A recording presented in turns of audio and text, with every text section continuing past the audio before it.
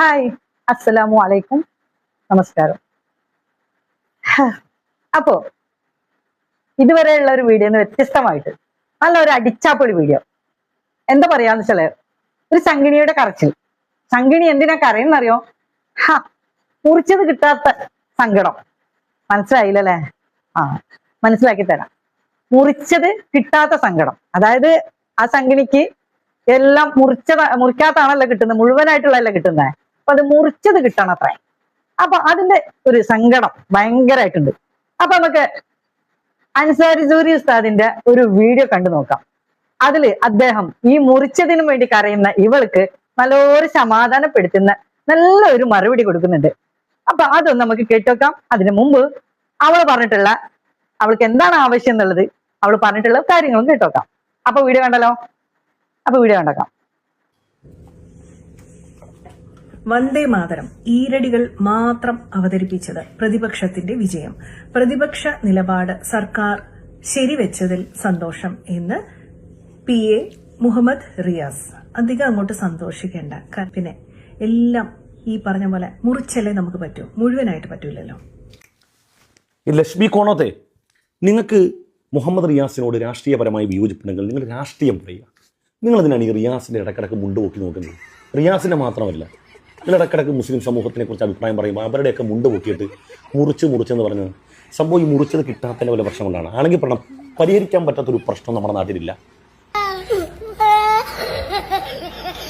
എന്ത് പ്രശ്നം നമ്മൾ പരിഹരിക്കും? ചില ആളുകൾക്ക് ചിലപ്പം ഈ കിട്ടാത്ത മുന്തിരി പുളിക്കുമെന്നൊക്കെ പറയുന്ന പോലെ ചിലർക്ക് അങ്ങനത്തെ ഒരു നിരാശ ഉണ്ടാവാം. ഈ കഴുകാതെ വെള്ളവും മണ്ണും ചെളിയും പൊടിയൊക്കെ കയറിയിട്ട് അങ്ങനെ നടക്കുന്ന ഈ മുറിച്ച് വൃത്തിയാക്കി മൂത്തൊഴിച്ച കഴി നടക്കുന്ന മനുഷ്യരോട് ഏതെങ്കിലും തരത്തിലുള്ള താല്പര്യം തോന്നി അത് ഇതിനാണ് ചോദിച്ചു മേടിക്കാന്നറിയില്ല, വണ്ടി കൊടുത്ത് അടി മേടിക്കാന്നറിയില്ലേ? അതാണ് ഇതിന് പറയാ. കാരണം സംഭവം ശരി തന്നെയല്ലേ? രാഷ്ട്രീയം പറയേണ്ടടുത്ത് രാഷ്ട്രീയം പറയണം, സെക്സ് പറയേണ്ടടുത്ത് സെക്സ് പറയണം, സെക്സ് പറയേണ്ടടുത്ത് രാഷ്ട്രീയം പറഞ്ഞിട്ട് കാര്യമില്ല. എന്നാ രണ്ടും അങ്ങോട്ടും കൊണ്ട് തന്നെ. അതുപോലെ തന്നെ നമുക്ക് ആവശ്യമുള്ളത് എവിടെയാണെന്ന് വെച്ചാൽ അത് പറയണം.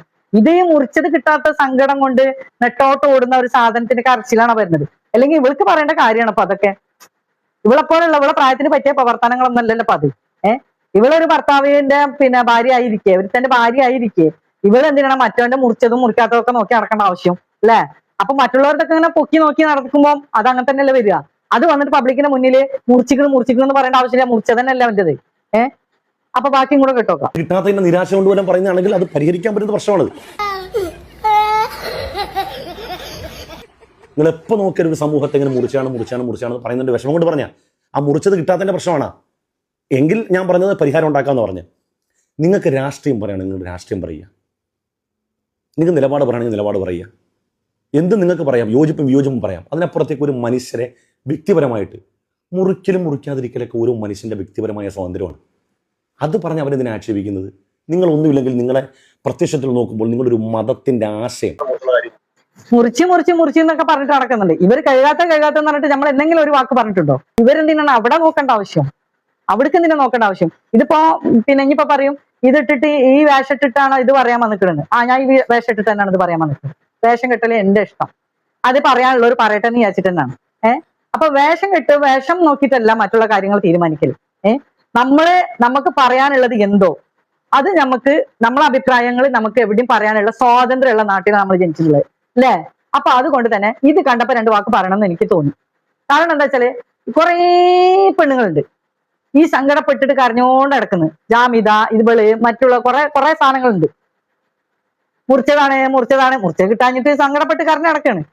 എന്തിനാണ് അവിടെ പോയി പാളി വെക്കേണ്ട ആവശ്യം? അവിടെ പോയി പൊക്കി വെക്കേണ്ട ആവശ്യം? അത് നോക്കിയിട്ട് നിങ്ങൾക്ക് കിട്ടുന്നത് അത് മുറിച്ചതാണെന്ന് പറഞ്ഞതുകൊണ്ട് ഈ ആണുങ്ങൾക്ക് അവർക്ക് എന്തെങ്കിലും സംഭവിക്കുന്നുണ്ടോ? അവർക്കൊന്നും സംഭവിക്കാനില്ല. കാരണം അവർ ആണുങ്ങളാണ്. അവരത് മുറിച്ചത് അവർ അംഗീകരിച്ച കാര്യമാണ്. അത് ഒരു മതത്തിന്റെ ആചാരമാണ്. അത് അതിൽ ഉൾക്കൊള്ളുന്ന കാര്യമാണ്.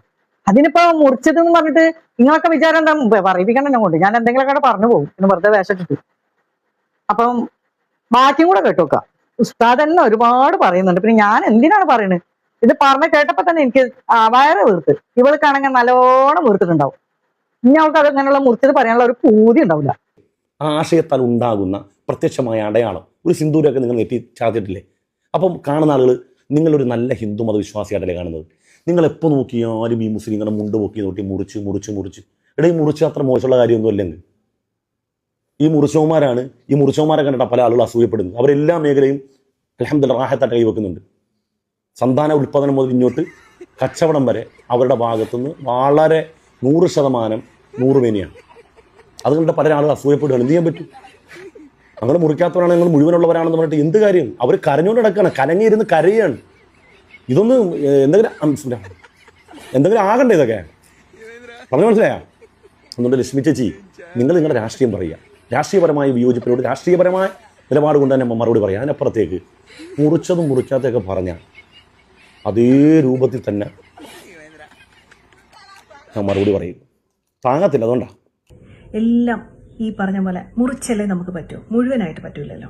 ഇപ്പൊ മനസ്സിലായില്ലേ മുറിച്ചതാല്ലേന്ന്? അന്നെ കൊടുത്ത് വാങ്ങി. ഏതായാലും ഇനി അവർക്ക് ഈ ജന്മത്തില് മുറിച്ചതിന്റെ പിന്നാലെ നടക്കാൻ തോന്നില്ല. അപ്പൊ ഉസ്താദ് കൊടുത്താലും വലുത് നമുക്കൊന്നും കൊടുക്കാനില്ലല്ലോ. ഈ കുറെ എണ്ണം ഇങ്ങനെ നടക്കട്ടെ. ഏതായാലും അതിനുള്ള തക്ക മറുപടി കൊടുക്കേണ്ടവർ കൊടുത്തു കഴിഞ്ഞാല് അതാണ്ട് വയറ് വീർത്തവിടെ ഇരുന്നോളൂ. എന്നാ നിങ്ങളെ മറുപടി ഒന്ന് വരട്ടെ. കമന്റ് ഒക്കെ ഒന്ന് പോന്നോട്ടോ.